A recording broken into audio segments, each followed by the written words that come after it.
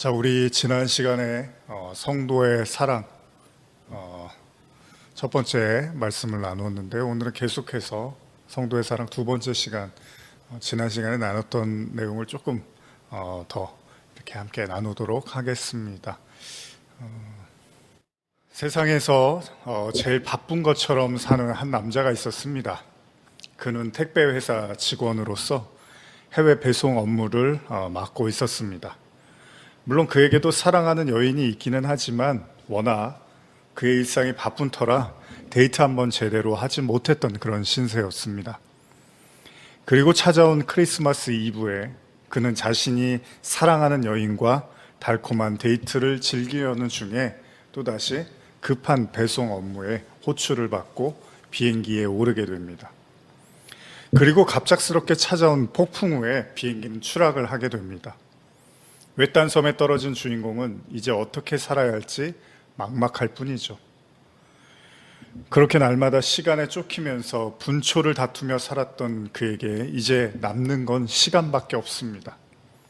그는 외딴 섬에서 자신의 비행기에 있던 몇몇의 그 택배 상자들을 뜯어가면서 생존을 위해서 발버둥을 치게 됩니다. 누구와도 대화를 할 수 없는, 그는 이윽고 혼잣말을 중얼거리고 그럴 수밖에 없는 정말 외롭고 답답한 신세였는데, 배구공 하나가 우연하게 발견이 되어지고 거기에 얼굴 모양을 이렇게 그려 넣어서 갑자기 그 배구공에 대해서 친구처럼 대하기 시작합니다. 그리고 이름도 붙여주죠. 윌슨이라는 이름을 붙여줍니다. 그의 무료한 섬 생활에서 아무도 대답하지 않지만, 그리고 아무 말도 하지 않는 그 배구공을 향해서 계속해서 주인공은 말을 하기 시작합니다. 그 모든 말을 다 들어주고 있는 윌슨이라는 친구가 생긴 거죠. 그래서 이 주인공은 외롭지만 나름 버틸만 하게 됩니다. 그러던 중에 주인공은 우연히 떠밀려온 판자떼기를 발견하고 또다시 열심히 연구해서 섬을 탈출하고자 부단히 애를 쓰고 노력을 합니다. 여러 실패와 위기를 반복하면서 주인공은 낭망하고 절망합니다. 심지어는 죽는 게 낫겠다고 생각을 하죠. 당연하죠. 섬에 갇혀서 나갈 수가 없으니까요. 그리고 나서 모든 시도, 여러 가지 시도 끝에 주인공은 드디어 탈출의 기회를 잡게 됩니다. 그러던 중에 자신이 만든 배를 타고 탈출을 시도하던 그런 가운데서 거대한 풍랑을 만나게 되고 또다시 그 배는 요동을 치기 시작합니다. 그리고 그 파도 앞에 그 순간 주인공은 자신이 그토록 아끼던 친구 배구공 윌슨을 그만 바다에 빠뜨려서 떠나 보내게 됩니다. 서서히 윌슨을 떠내려가는 것을 바라보면서 주인공은 하염없이 눈물을 흘립니다. 그리고 배구공 윌슨도 왠지 주인공 이름이 척인데요. 주인공을 가여워하면서 서로 작별을 고하는 것처럼 보입니다. 아무 말도 못하고 아무 생명력도 없었던 주인공의 친구 윌슨. 놀라운 사실은 그 윌슨이 그 외롭고 고단하고 두려웠던 그 외딴 섬에서 고립된 삶을 살고 견뎌야만 했던 그 주인공 척의 가장 좋은 친구가 되어 주었다는 것입니다. 그리고 오래전에 제 기억으로는 주인공이 이 섬을 탈출하면서 다시 문명세계로 돌아와서 자신의 여자친구를 만나는 그 장면보다도 윌슨과 헤어지면서 주인공이 눈물을 흘리는 이 대목에서 저 역시도 가장 감동을 받았던 기억이 납니다. 지금 제가 설명해드린 이 이야기는 많은 분들이 오래전에 보셨을 법한 톰 행크스 주연의 캐스트 어웨이라는 영화입니다. 어떻게 아무 말도 생명력도 없는, 차라리 개라든지 고양이라든지 혹은 물고기나 아니면 곤충이라도 뭔가 생명력이 있는 그 무언가라면 좀 더 이해가 쉽겠지만, 그냥 찢어진 배구공 하나와 그리도 진한 우정을 나눌 수 있을까라는 생각을 해봅니다. 제가 이런 설교를 준비하고 있던 중에 우연치 않게 이 배구공이요, 최근에 3억 6천만 원에 경매에 내놨는데 팔렸다는 뉴스를 접하게 되었습니다. 3억 6천만 원입니다. 어찌됐건에 예사롭지 않은 배구공입니다. 그만큼 사람들에게도 굉장히 인상적인 장면이었다라는 것을 시사하는 것 같습니다. 설교를 적어 내려가면서 갑자기 그런 생각이 들었습니다. 배구공 윌슨의 가장 큰 매력은 무엇일까? 무엇이 그리도 주인공의 마음을 울렸을까? 그리고 나서 저는 잠깐 이런 생각을 합니다. 아마도 주인공이 섬에 살면서 최소한 그 배구공 친구 윌슨 앞에서는 감출 것이 없었을 것입니다.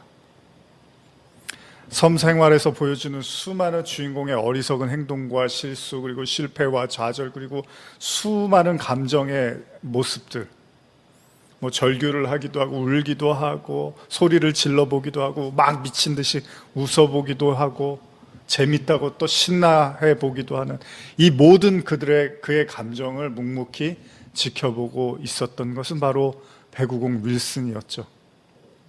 심지어 윌슨은 그를 탓하지도 그의 무지함을 비웃지도 그에게 장황한 설교를 늘어놓지도 않았을 것입니다. 그냥 주인공의 모든 것을 다 지켜보고 듣고 그와 함께 했겠죠. 어쩌면 그렇기 때문에 주인공은 윌슨을 떠나보내야만 했던 그 순간 그렇게 서글프게 울었는지도 모릅니다. 있는 모습 그대로를 받아줬던 주인공의 좋은 친구 윌슨이었던 거죠. 성도의 사랑이라는 거창한 제목의 설교, 이제 두 번째 설교를 준비하면서 저는 생각했습니다. 우리가 지난 시간에도 나누었지만 도대체 사랑이라는 게 뭘까? 진정한 사랑, 하나님만이 우리에게 줄 수 있는 그 사랑이라는 게 뭘까? 그냥 우리가 알고 있는 그 사랑 말고요. 진짜 하나님이 우리에게 주시는 그 사랑. 그리고 저는 지난주에 그것을 짧은 한 줄로 말씀드렸습니다. 그것은 바로 있는 모습 그대로가 아닐까라는 생각을 해봅니다. 중학교 시절에 아주 친한 친구가 있었습니다. 거의 그 친구하고 대부분의 시간을 보냈는데요. 학교 끝나서 학교에서 그 친구와의 시간을 많이 보냈습니다. 지금 생각해보면 지금 이제 와서 생각해보면 그 친구는 저에게 자신의 어떤 삶의 모습을 있는 그대로 그냥 다 보여줬던 것 같습니다. 자신의 형편과 상황을 굳이 감추지 않고 그냥 드러내고 저에게 다 그냥 오픈을 했던 것 같습니다. 그래서 그랬는지 저도 그와 함께 있는 게 아주 즐겁고 편하고 전혀 불편함을 느끼지를 못했던 것 같습니다. 정말 마냥 재미있고 즐겁기만 했습니다. 그러나 좀 더 어린 시절로 더 올라가 보면 제가 초등학교 시절이죠. 예전에도 말씀드렸지만 갑작스럽게 어머니가 교통사고가 나시고 그리고 아버지의 건강도 좋지 않다는 걸 어린 시절에 알게 되었습니다. 그리고 나니까 저는 이런 걸 최대한 그 친구들한테 감추려고 굉장히 애를 썼던 것 같습니다. 그때는 왜 그랬는지 하여간 그런 거를 되게 부모님이 아프시고 약하시다는 걸 이렇게 친구들한테 보여주고 싶지가 않았습니다. 친구들 앞에서 나의 가정에 아무런 어려움도 없고 아무 문제도 없고 그냥 풍요롭고 넉넉한 삶을 살고 있는 것처럼 보이려고 굉장히 혼자서 애를 썼던 것 같습니다. 그러다 보면 뭔가 알 수 없는 불안함이 오고 또 두려운 마음이 생기겠죠. 여러분 보여주기 싫은 걸 감추려고 하면 할수록 그만큼의 또 긴장, 불행, 또 고통, 아픔도 찾아올 수 있는 법이잖아요. 그러니까 우리가 죄 짓고는 못 산다고 하는 것처럼 우리가 무언가를 계속 감추려고 하면 사실은 그 감추려고 하는 게 더 좋으려고 더 이렇게 나를 좀 잘 보여주려고 감추는 건데 오히려 그것 때문에 더 불행해질 수도 있다는 거죠.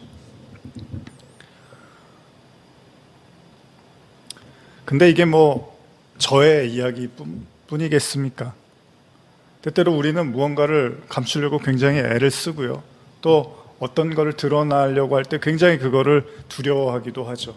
많은 사람들이 다 이런저런 모습들에 감추고 싶은 것들이 있을 겁니다. 그렇다고 또 모든 사람한테 모든 걸 다 드러내고 살 필요도 없죠. 중요한 건 뭐죠?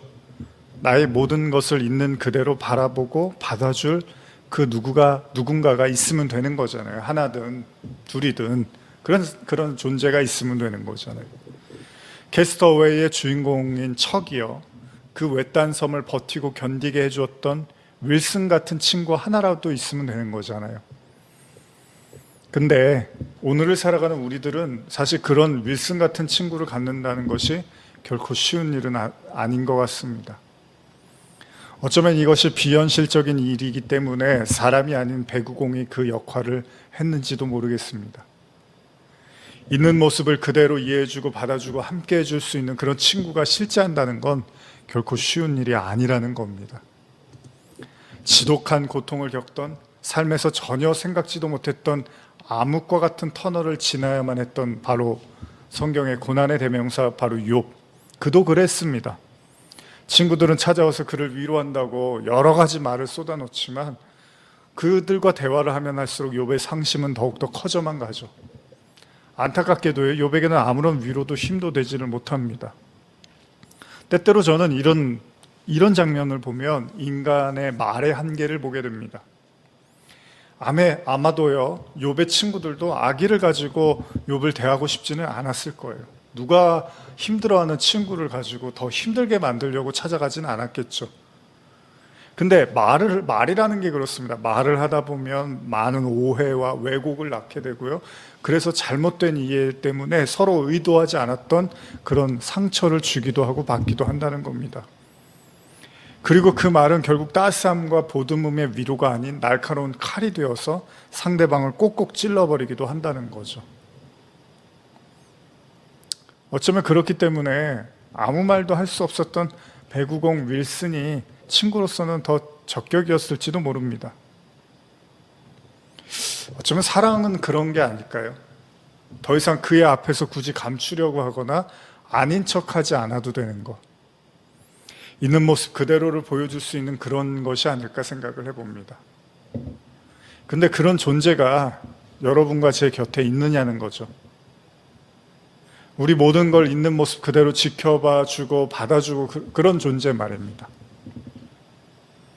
얼마 전에 우리는 로마서의 말씀을 통해서 인과율과 관련된 말씀을 좀 나눴던 기억이 있는데요. 인과율이라는 게 뭐죠? 말 그대로 어떤 원인에 상응하는 대가가 따른다는 거잖아요. 그러니까 잘하면 칭찬하고 못하면 벌이 주어지는 거죠. 쉽게 말하면 콩 심은 데 콩 나고 팥 심은 데 팥이 나온다는 거잖아요. 다시 말하면 이 세상의 이치가요, 인과율이라면 우리의 행동 양식에 따라서 상대방의 행동도 결정되어진다는 그런 이야기잖아요. 내가 잘하면 상대방도 잘해주고요, 내가 못하면 상대방도 나에게 잘해줄 이유가 없다는 거예요. 그리고 우리는 그걸 당연하게 또 여기죠. 그리고 또 그렇게 하지 않을 때, 내가 잘해줬는데 제가 이거밖에 안 해줬어, 또 반대로 내가 못해줬는데 제가 나한테 잘해주더라, 이런 것 때문에 서로 옥신각신하고 또 상처를 받기도 하죠. 어쩌면 이 지점에서 사랑이라는 것이 어려울지도 모릅니다. 왜냐하면 사랑이라는 건 상대방의 행동 양식에 의한 것이 아니기 때문이죠. 상대가 어떻게 나오느냐에 따라서 내가 어떻게 행동할지를 결정하는 것이 아니라 나 스스로가 상대방에게 해야 할 행동을 이미 결정한 거다라고 볼 수 있다는 거죠. 진짜 사랑한다면 우리가 이제 사실은 인간관계에서는 인과율이 지배를 많이 하는데 그 법칙이 깨질 수 있는 관계가 이제 부모하고 자식과의 관계죠. 특히 부모로부터 내려오는 그 자식 사랑, 내리사랑이라고 하죠. 이 관계에서는 자녀가 나에게 어떻게 하느냐 하지 못하느냐에 따라서 꼭 사랑이 좌지우지되는 것은 아닙니다. 자녀의 행동과 상관없이 부모의 사랑이 지고지순하게 계속해서 이어지는 경우들이 많이 있다는 것이죠. 오래전에 이미 돌아가신 목사님이지만 그분께서 제가 이제 설교를 듣다가 종종 이런 표현을 쓰셨습니다. 제 기억이 정확하다면 사랑은 감정이 아니라 결정이라는 말을 이렇게 하셨는데 참 맞는 말이죠. 사랑은 감정에 의한 것이 아니라는 거예요. 물론 인간의 사랑은 철저하게 감정에 의해서 움직여지는 경우가 많습니다. 그렇기 때문에 사랑이라는 감정에 부정적인 시선을 보내는 사람들도 많이 있습니다. 왜요?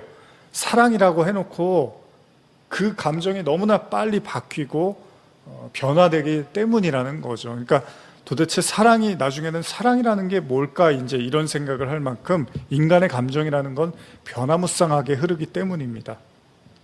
그렇기 때문에 인간의 사랑은 쉽게 바뀝니다. 우리는 흔히 그것을 사랑이 식었다고도 말을 하죠.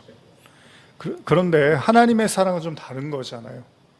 그 사랑은 식지도 않고 변하지도 않고 어떤 그런 다른 차원의 것을 우리가 하나님의 사랑이라고 하는데, 아까 제가 나눈 그 목사님의 말씀처럼 사랑은 감정에 의한 것이 아니라 결정에 의한 것이라는 표현이 맞을 수도 있습니다. 감정에 의한 사랑은 철저하게 인과 율의 지배를 받겠죠. 상대방의 행동에 따라서 나의 감정도 요동을 치기 때문입니다. 그런데 사랑하기로 결정한 사랑은 좀 다를 수 있다는 거죠. 그러다 보니까 본문 하나가 떠올라서 제가 한번 좀 읽어드리려고 하는데, 룻기입니다. 룻기, 여러분들 잘 아시는 룻기, 나오미 이야기죠. 나오미하고 룻 이야기인데, 여기 제가 현대어 성경으로 천천히 한번 룻기 1장을 1장 1절에서 18절인데 한번 읽어드릴게요. 1장 1절에서 18절입니다. 천천히 한번 들어보세요. 사사들이 활동하던 때에 그 땅에 기근이 든 적이 있었다. 그러자 유다 베들레헴에 살던 어떤 남자가 모압 지방에 가서 더부살이 하려고 아내와 두 아들을 데리고 길을 떠났다. 이 남자의 이름은 엘리멜렉이요, 아내는 나오미, 두 아들은 말론과 기럐이었다. 이들은 유다 베들레헴 출신으로 에브라 집안 사람들이었다. 이들이 모압 지방에 들어가서 한동안 지내다가 나오미의 남편 엘리멜렉이 아내 나오미와 두 아들을 남겨두고 그만 세상을 떠났다. 그 뒤 두 아들은 모압 여인들 가운데서 신부감을 골라 아내로 맞아들였는데, 작은 며느리의 이름은 오르바이고 큰 며느리의 이름은 룻이었다. 이들이 거기에서 10년쯤 살았는데 말론과 기럐도 그만 세상을 뜨고 말았다. 그래서 나오미는 남편과 두 아들마저 여의고 홀로 남게 되었다. 그 무렵 여호와께서 당신 백성을 돌보시어 유다 땅에 풍년이 들었다는 소문이 들려왔다. 나오미는 모압에서 이 소문을 듣고 두 며느리와 함께 그곳을 떠나 고향을 돌아가기로 하였다. 그들이 유다 땅으로 돌아가려고 살던 곳을 떠나 길을 가다가 나오미가 두 며느리에게 이렇게 말하였다. 얘들아, 너희는 이제 친정으로 돌아들 가거라. 너희가 죽은 내 두 아들과 나한테 그토록 잘해주었으니 여호와께서도 너희를 잘 보살펴 주시기를 빈다. 또 그분께서 너희를 돌보셔서 새 남편을 만나 보금자리를 꾸미기를 바란다. 그러고 나서 두 며느리에게 입맞추어 작별 인사를 하자 두 며느리는 울음을 터뜨리며 말하였다. 싫어요, 어머니. 저희는 어머님을 모시고 갈래요. 어머님하고 어머님 결례의 품으로 가겠어요. 그러자 나오미가 말하였다. 얘들아, 돌아들 가거라. 너희가 어쩌자고 나하고 같이 가려고 하느냐? 내가 너희 남편 될 자식들이라도 낳을 수 있다고 생각하느냐? 얘들아, 너희는 새롭게 시작해야 돼. 나는 이렇게 늙어 재혼할 수도 없는 몸 아니냐? 만일 내게 어떤 희망이 남아있어서 오늘 밤이라도 남편을 맞아들어 자식을 낳는다고 하자. 그렇다고 해서 너희가 그 아이들이 자랄 때까지 기다릴 수야 없지 않겠니? 그걸 바라고 재혼을도 하지 않고 무작정 기다릴 수야 없는 일 아니냐? 얘들아, 그건 정말 안 될 말이다. 나야 어차피 여호와께 얻어맞은 신세라고는 하지만 너희들 때문에 내 마음을 말할 수 없이 아프단다. 그들은 다시 소리 높여 울었다. 그러고 나서 오르바는 시어머니께 입맞추어 작별 인사를 하였다. 그러나 룻은 시어머니 곁에 꼭 붙어 떠나려 하지 않았다. 나오미가 다시 타일렀다. 얘야, 내 동서는 자기 결례와 자기 신에게로 돌아가지 않았니? 그러니 너도 내 동서를 따라 돌아가거라. 그러자 룻이 말했다. 저에게 어머님을 떠나 혼자 돌아가라고 너무 그러지 마세요. 어머님 가시는 곳에 저도 가겠어요. 어머님 머무시는 곳에 저도 머물겠어요. 어머님 결례는 제 결례가 아닌가요? 어머님이 섬기시는 하나님은 제 하나님이 아닌가요? 어머님이 눈 감으시는 곳에서 저도 눈을 감겠어요. 어머님 곁에 묻히겠어요. 저는 죽는 한이 있더라도 어머님 곁을 떠나지 않겠어요. 만일 제가 어머님 곁을 떠나게 된다면 여호와께서 어떤 천벌을 내리신다 해도 달게 받겠어요. 룻이 이토록 자기 곁을 떠나지 않겠다고 굳게 결심하는 것을 보고 나오미는 더 이상 아무 말 하지 않았다. 룻기에서 참 감동적인 이야기죠. 시어머니를 떠날 수밖에 없는 그런 상황이었는데 룻이 절대로 어머니 곁을 떠나지 않겠다고 말을 하고 있습니다. 아마도 시어머니 나오미는 굉장히 많은 큰 감동을 받았을 것입니다. 그런 의미로 생각해 본다면 사랑이라는 것은 인간의 마음처럼, 인간의 감정처럼 좌지우지 되어지는 상대방의 행동이나 상대방의 말이나 상대방의 모습에 따라서 좋아하고 싫어하고가 결정되어지는 그런 차원의 사랑은 아닌 것 같습니다. 오늘 지금 나눈 이 룻기에서의 모습처럼 어떤 상황에서도 룻이 자신의 시어머니를 떠나지 않겠다라는 고백 속에는 그 모든 것들에 대한 감정에 대한 이야기, 뭐 나에게 이익이 될 것이냐 되지 않을 것이냐, 내가 저렇게 하면은 팔자가 더 좋아질 거냐 좋아지지 않을 것이냐, 이런 것들을 판단하는 것이 아니라요, 그냥 무조건 마음으로 결정을 한 거죠. 내가 그냥 죽더라도, 같이 죽더라도 시어머니의 그 함께 하겠다, 시어머니와 함께 살고 함께 죽겠다라는 그 간절한 그 마음은 어쩌면은 사랑이 감정이 아니라 결정이라는 것을 우리에게 보여주고 있는지도 모릅니다. 사실 그렇잖아요. 우리가 하나님이 성도들을 택하셨다라는 표현을 할 때 이 택하셨다라는 것은 하나님이 이미 사랑하시기로 결정하셨다라는 거죠. 하나님이 이스라엘을 택하시고 이스라엘을 구원하셨다라고 하셨을 때 하나님이 이스라엘을 택하시고 구원하신 그것이 이제 구약에서 또 모세오경을 통해서도 나타나는 모습이잖아요. 하나님이 한번 택하시고 끝까지 그들을 가나안까지 이끌어 가시고 구원해 내시는 그 장면들을 보면서 하나님의 사랑이라는 것은 우리의 생각과 우리의 어떤 이성과 우리의 논리로 이해할 문제들은 아니라는 거죠. 하나님의 사랑은 하나님 스스로가 결정하시고 하나님 스스로가 지키시기를 원하시는 거기 때문에 사실 거기에는 인간의 어떠함이 크게 좌우할 수 없다라는 것을 의미하기도 합니다.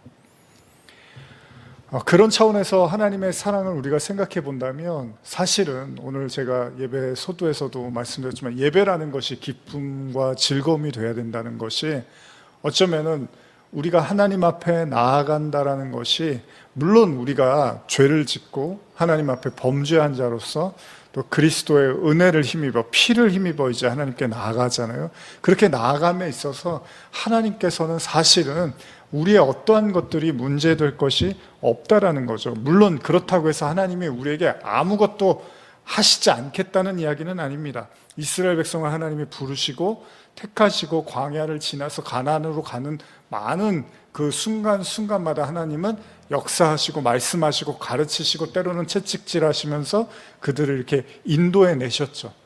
우리가 학교를 다닐 때 선생님들이 뭐 좋은 선생님이라는 것이 혼을 전혀 안 내는, 숙제를 하나도 안 내주는 선생님이 좋은 선생님은 아닌 거잖아요. 숙제도 내주고 때로는 혼도 내주고 하면서 아이가 좋은 방향으로 갈 수 있게 이끌어주는 걸 좋은 선생님이라 그러지, 잔소리도 안 하고 혼도 안 내고 숙제도 안 내주고 아무 짓을 해도 아무 말도 안 하는 그것을 좋은 선생님이라고 하는 것은 아니잖아요. 그러니까 하나님이 우리와 함께 하시고 사랑으로 대하신다고 할 때 하나님께서 아무 말도 하지 않고 아무 얘기도 하지 않고 아무 무거운 짐도 주지 않고 아무런 숙제도 주지 않고 아무런 손가락질도 하지 않고 그냥 있는 그대로 다 받아준다는 것이 개의치 않는다라는 그런 얘기는 아닙니다. 하나님은 히브리서 12장에도 나온 말씀처럼 하나님은 그 아들들을 회초리로 가르치고 훈계를 하십니다. 당연히 뭐 부모가 자녀를 훈계하는 건 마땅한 일입니다. 그럼에도 불구하고 우리가 잊지 말아야 될 것은 우리의 인생살이와 우리의 삶의 어떤 그 고난과 무게들이 닥쳐올 때 우리가 하나님이 내 어떤 지금 모습을 보고서 뭐 싫어하시겠지, 좋아하시겠지, 기뻐하시겠지, 슬퍼하시겠지, 이런 많은 우리가 감정들을 가질 수 있는데, 그 속에서 진짜 우리가 인지해야 되는, 믿어야 되는 건 뭐냐면, 하나님은 우리를 사랑하시기로 결정하셨다는 거죠. 룻이 나오미를 따라가듯이 시어머니가 어떤 상황이 있더라도 나는 절대로 어머니를 떠나는 일은 없습니다라고 이렇게 결정하신 것처럼, 하나님이 저와 여러분들을 그냥 사랑하기로 결정을 하셨다는 거죠. 여기에서 우리가 안심을 얻을 수가 있는 거죠. 물론 하나님이 징계도 하십니다. 하나님 물론 말씀도 가르치십니다. 말씀을 듣지 않았을 때는 혼도 내십니다. 맞습니다. 그러나 그 모든 것을 넘어선 하나님의 절대적인 그 사랑, 결정된, 택하신 그 사랑에 대한 믿음이 있다면, 우리는 우리의 있는 모습 그대로를 창피해하고 두려워하고 불안해하고 피하려고 들 필요는 없다라는 거죠. 여러분, 그렇잖아요. 하나님이 우리를 사랑하시기로 결정하셨어요. 우리가 만약에 그걸 이제 믿는다면, 그걸 우리가 알았다면, 우리는 또 한편으로 우리 마음에는, 저와 여러분들도 그러면 어떤 상황에도 하나님이 나를 버리시지는 않겠구나, 어떤 상황에서도 하나님이 나를 떠나시지는 않겠구나. 내가 아무리, 여러분과 저 자신도 마찬가지지만, 아무리 우리 자신을 비하하고 내 자신이 정말로 너무나 뭔가 무능력한 것 같고 이 땅에서 너무나 아무것도 아닌 것 같고, 또 때로는 사람들이 우리 자신에 대해서 뭐 비아냥거리고 손가락질 한다 하더라도, 우리 마음속에 이 하나님의 사랑에 대한 신뢰가 있다면, 그래도 하나님은 나를 버리시지 않겠구나, 떠나시지 않겠구나라는 그 사랑에 대한 확신을 할 수 있을 것입니다. 어쩌면 신앙이라는 것은 그런 것 같아요. 우리가 있는 모습 그대로 하나님께 나아간다라고 했을 때, 우리가 지난주에도 마지막에 마무리하면서 이제 치장하는 것에 대한 그런 구절들을 읽었잖아요. 제가 한번 더 읽어드릴게요. 예레미야 말씀이었는데, 예레미야 4장 30절이었는데요. 제가 현대어로 읽어드릴게요. 그런데 예루살렘아, 내가 무엇을 하고 있느냐? 너는 이미 죽게 된 목숨인데 아직도 내가 붉은 옷을 화려하게 차려입고 온갖 보석으로 치장하고 눈까지 애교 있게 그리고 꾸미느냐? 그런 것이 더 이상 내게 조금도 도움이 되지 않을 것이다. 내 정부들은 이제 내 음란한 모습에도 실증이 나 있다. 그들은 이제 필요 없는 너를 죽여 없애려고 한다. 이러면서 그 인간이 스스로를 치장하는 것에 대해서, 사실 이것뿐만 아니라 뭐 에스겔서라든지 말씀들 보면은 그 하나님 앞에 화려하게 어떤 치장하고 나오는 것에 대해서 하나님이 굉장히 그것에 대해서 이렇게 불편해 하시는 그 하나님의 모습을 우리가 볼 수 있는데, 있는 모습 그대로 우리가 주님 앞에 나아간다라는 것은 어떤 의미일까요? 있는 모습 그대로 나아간다는 것은 사실은 하나님이 우리의 모든 것을 다 아신다는 거잖아요. 그러니까 치장을 한다라는 것은, 그러니까 원래 내가 가지고 있던 모습을 조금 이렇게 더 꾸며서 그런 모습이 없는 것처럼, 내지는 그거보다 좀 나은 사람처럼 이렇게 치장을 한다라고 하죠. 그걸 우리가 치장한다고 하는 건데, 하나님이 나오실 때 하나님이 인간에게 치장하고 나오라고 하시지는 않죠. 있는 모습 그대로. 우리는 뭐 이 얘기를 너무나 잘 알고 있잖아요. 근데 이게 이제 의미하는 게 뭘까? 하나님은 이미 사랑하기로 결정했어요. 사랑하기로 결정했다는 건 사실은 치장을 하고 안 하고는 관계가 없다는 거죠. 그래도 제가 치장해야지 하나님이 이왕 사랑해 주시는 거 조금 더 좋아하시지 않을까? 그러면은 치장할 때 좋아하시고 치장 안 할 때는 안 좋아하시는 하나님이면 결국 우리는 또 계속 치장하는 쪽으로 가야 되는 거죠. 근데 그게 아니라 하나님이 인간을 사랑하기로, 백성을, 성도를 사랑하기로 결정했다는 사실을 우리가 알게 되면, 방종하라는 게 아니고요. 어차피 내가 뭐래도 하나님이 사랑하니까 내가 하나님 앞에서 정말 아무렇게나 살아도 되겠구나, 그런 얘기를 하고 싶은 게 아니라, 저와 여러분들이 하나님을 향해서 나아갈 때 먼저 여러분 자신의 모습, 여러분 스스로의 모습을 사랑해야 된다는 거죠. 인정해야 된다는 거죠. 우리가 지난주에 나눴던 것처럼 아담과 하와가 처음 범죄를 저지르고 자기의 벗은 모습을 수치스럽게 여김으로써 하나님의 낯을 피하게 됐죠. 거기서 모든 게 이제 시작이 되죠. 하나님이 두려워지기 시작하고, 그래서 하나님을 도망 다니고 피해 다니게 되는데, 그러면서 아담이 가린단 말이죠, 스스로를. 그러니까 가만히 보면 하나님이 말씀에도 내 이웃을 내 몸과 같이 사랑하라고 이렇게 말씀을 하시잖아요. 그렇게 할 때도 결국은 이웃에 대한 사랑과 나 자신에 대한 사랑이 결코 다른 이야기는 아니라는 거잖아요. 그러니까 아담 이야기로 하면 스스로를 수치스럽게 여기니까 순간 하나님도 나를 수치스럽게 여기겠구나 생각을 할 것이고, 그러고 나니까 나중에 뭐라 그래요? 그 여인도, 하와도 하나님이 만들어주신 보내준 저 여자 때문에 내가 이렇게 범죄했습니다라고 하면서 서로를 이렇게 손가락질하고 미워하는 상태가 되는데, 그 죄의 근본적인 출발은 어디에 있었냐 하면 자기 자신에 대해서 수치스러움을 가졌다는 거죠. 그러니까 선악과를 잘못 먹은 거죠. 선악과를 먹고 나니까 내가 벗은 모습이 수치스러워지기 시작을 했다는 겁니다. 결국은 그 자기 자신에 대한 이해와 인정과 사랑이 결국 타인에 대한 사랑으로 나오겠죠. 예를 들면요. 어떤 사람이 나는 지각하지 않아. 나는 절대 지각하는 건 용서할 수 없어. 이런 생각을 가지고 산다고 해요. 그러면 본인이 지각을 굉장히 이제 안 하려고 노력을 할 거 아니에요. 그러면서 결국 그 사람이 스스로가 지각을 했을 때 어떻게 할 거예요? 자기를 막 비난하겠죠. 내가 왜 지각을 했을까? 다른 건 몰라도 지각만큼은 하지 마. 사람이 성실해야 되는데, 예를 들면 그런 생각을 하면 이 사람은 이미 스스로 그렇게 생각한 것 때문에 다른 사람들이 지각하는 거에 대해서 절대 용납을 안 해주겠죠. 왜요? 본인이 스스로를 용납을 못하니까. 마찬가지로 아담이 선악과를 먹고 자기의 그 하체를 보고서 수치스럽게 여기는 순간 아담은 그게 다 수치스러운 거예요. 그렇게 벌거벗은 모든 걸 볼 때마다 그건 수치스러운 거라고 생각할 거고, 심지어는 하나님도 그렇게 생각할 거라고 착각을 할 거라는 거죠. 결국 뭐예요? 자기 자신에 대한 인식, 자기 자신에 대한 사랑이 모자르다 보니까 다른 사람들도 똑같이 정죄하고 판단하고 서로 다툴 수밖에 없는 상황으로 가게 될 것이라는 겁니다. 그래서 하나님이 있는 모습 그대로 나오라는 게 단순하게 그냥 파자마 차림으로 교회 와도 된다 이런 얘기가 아니고요.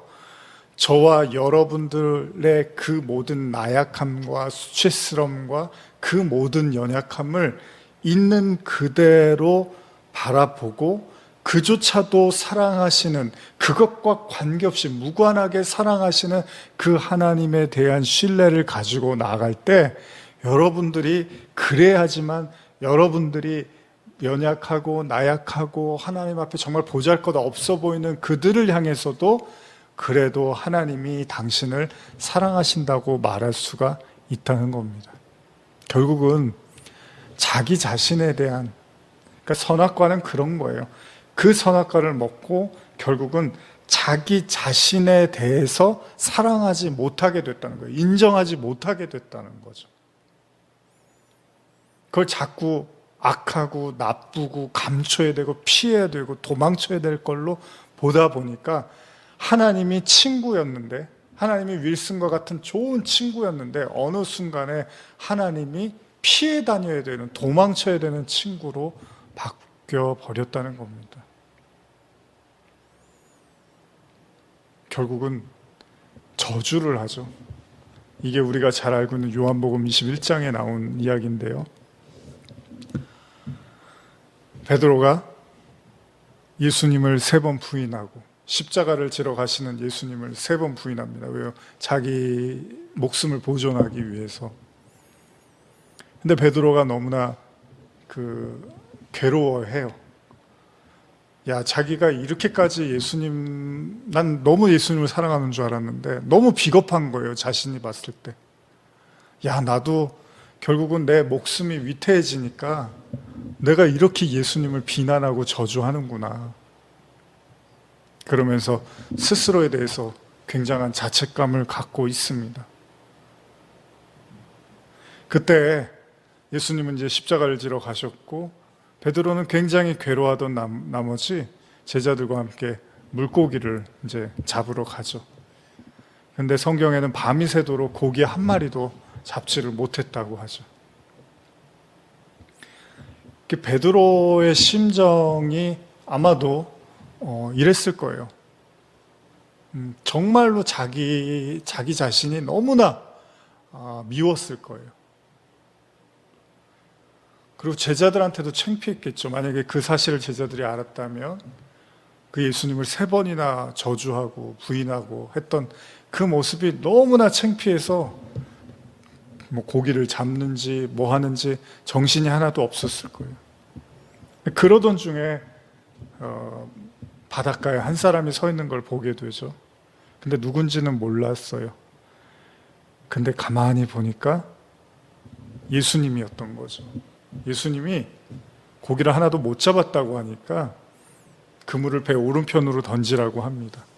그럼 많이 잡힐 거라 그랬는데 정말로 그렇게 했더니 고기가 정말로 많이 잡혔습니다. 이때 베드로가 주님이시구나라고 생각을 하고 성경에 보면은 옷을 벗고 있던 시몬 베드로가 겉옷을 걸치고 물속으로 뛰어들어 바닷가 언덕까지 헤엄쳤다 이렇게 기록이 되어 있거든요. 현대어로요. 그리고 배에 남아있던 제자들도 그물을 끌며 배를 저 90m 정도 떨어진 언덕에 닿았다. 이렇게 기록이 되어 있습니다. 그러니까 주님이 나타나니까 베드로가 너무나 이제 흥분을 한 거죠. 그리고 나서 예수님하고 이렇게 조반을 먹습니다. 그리고 나서 예수님이 그 제자들에게 그 조반을 준비하시고 그걸 함께 이제 나누어 드십니다. 근데 이때 이제 예수님이 말씀을 하시죠. 베드로에게. 요한의 아들 시몬아, 내가 이 사람들보다 나를 더 사랑하느냐? 이제 이런 질문을 하세요. 베드로가 대답하죠. 주님이 아십니다. 무슨 말이죠? 주님이 아신다는 게 무슨 말이죠? 다 아시잖아요, 주님. 예수님은 베드로에게 3번 동일한 질문을 던지시고 베드로는 3번 비슷한 대답을 하게 됩니다. 베드로가 몰랐던 건 베드로는 예수님이 베드로가 자기를 사랑하고 뜨거운 열정이 있고 날마다 예수님을 위해서는 모든 걸 다 할 수 있는 그런 모습을 보여줬기 때문에 자기를 사랑하시는 줄 알았어요. 항상 1등 제자처럼 항상 최고의 예수님에 대한 사랑을 가진 제자처럼 항상 예수님을 위해서는 정말 목숨도 내놓을 수 있는 제자처럼 그렇게 행동했기 때문에 예수님이 나를 사랑하신 거라고 생각을 했던 거죠. 근데 자기가 예수님을 저주하고서 그리고 나서 부활하신 주님을 만나고 나니까 주님은 그래서 베드로를 사랑한 게 아니었다는 걸 알게 된 거죠.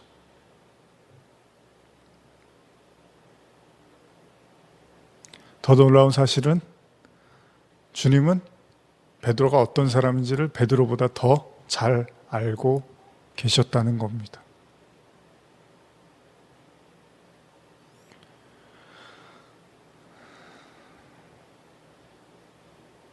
사실 하나님의 사랑은 너무나 큽니다.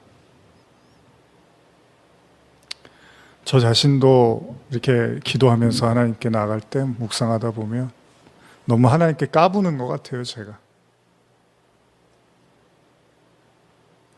하나님이 어떤 분이신데 참 제가 하나님을 들었다 놨다 하고 때로는 막 원망하고 막 위협하고 정말 지나치지 않나 막 하나님을 향해서 비난하고 지나온 어떤 제 신앙생활의 발걸음을 보면서 참 제가 하나님을 몰라도 너무 모르는구나, 제가 하나님을 무시해도 너무 무시했구나, 뭐 이런 생각들을 좀 하게 됐었는데 하나님은 너무 크신 분이죠. 근데 여러분, 그 하나님이 그 위대하고 크신 분이 언제 더 드러나냐 하면 인간이 자기 모습을 이렇게 철저하게 직면하게 될 때 그때 하나님의 사랑을 더 알게 되는 것 같아요. 제가 탕자의 비유를 통해서도 예전에 설교도 드렸지만 탕자가 아버지랑 같이 있을 때는 아버지의 사랑이 안 보였는데 집에 떠나서 흥청망청하고 돈 다 쓰고 그리고 나서 정말로 다 무일푼이 돼갖고 정말로 처절하게 이제 갈 곳이 없어서 아버지 집에 왔을 때 비로소 아버지가 정말로 사랑이 어마어마한 분이구나라는 걸 이제 탕자가 알게 되죠. 그런 것처럼 인간도 지금 이 베드로 이야기도 그렇지만은 여러분들이 하나님의 사랑이 잘 안 느껴지신다면 내가 신앙생활을 오래 하는데 그렇게 하나님이 이렇게 크신 분인지 모르겠고 마음이 넓으신지도 잘 모르겠고 사랑도 잘 안 느껴져요, 뭐 이런 생각을 혹시 하신다면요, 혹시 여러분들이 여러분들 자신을 아직도 있는 모습 그대로 인정하지 않고 있는지는 아닌지 한번 생각해 보실 필요도 있습니다. 여전히 여러분도 아담이 선악과 먹고 도망치고 감추고 피하고 하나님 앞에 서기를 두려워했던 것처럼 여러분들도 하나님 앞에 서는 것에 대해서 여전히 스스로를 내려놓고 있지 못한지는 않은지 생각해 볼 필요가 있습니다. 하나님은 우리가 생각하는 정도의 그런 분이 아니십니다. 근데 인간이 선악과라는 죄는 그런 것 같아요.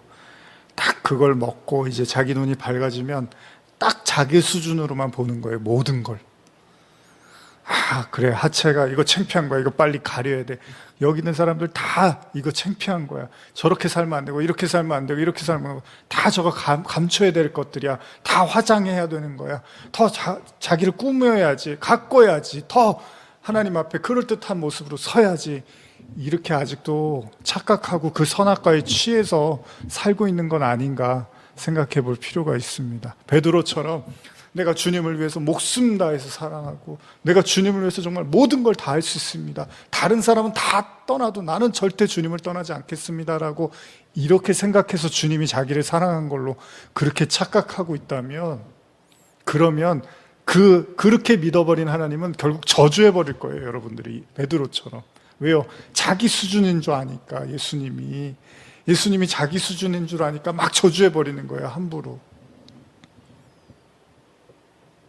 근데 진짜 베드로가 그걸 깨달는 순간, 그래서 나 사랑하신 게 아니었구나, 아니 심지어는 그런 내가 그 어떤 사람인지도 다 알고 계셨구나라는 걸 아는 순간에 베드로는 비로소 하나님의 사랑이 얼마나 크고 넓은지를 경험하게 됐다는 것입니다.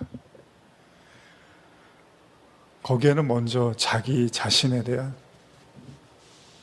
어떻게 보면 있는 모습 그대로 모든 그 껍데기를 벗어버리고 정말 하나님 앞에 그냥 맨몸으로 알몸으로 그냥 있는 모습 그대로 먼저 나아갈 수 있는 우리의 믿음과 용기가 필요하지 않나 생각을 해보게 됩니다.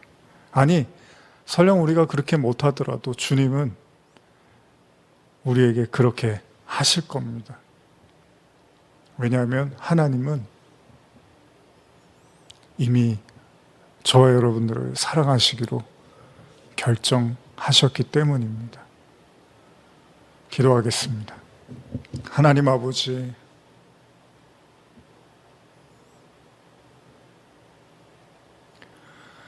하나님이 얼마나 크고 위대하신데 참 이 인간들의 이 알량한 생각과 말, 그 하나님을 너무나 자꾸 초라한 신으로 만들어 버립니다. 그것이 우리의 죄일 것입니다. 말씀을 잘 전하고 싶었지만 어찌 하나님의 사랑을 이 새치의 혀로 말하겠습니까? 다 하늘을 두루머리 삼고 바다를 먹물 삼아도 다 쓸 수 없는 그 하나님 사랑을 이 짧은 시간, 이 변변치 못한 말로 그 하나님 사랑을 논할 수 있겠습니까? 많은 하나님의 영이 우리 성도들 마음을 때리고 울리셔서 하나님은 얼마나 우리를 사랑하시는지를 또 느끼고 깨닫게 하여 주시옵소서. 감사드리며 예수님의 이름으로 기도드립니다. 아멘.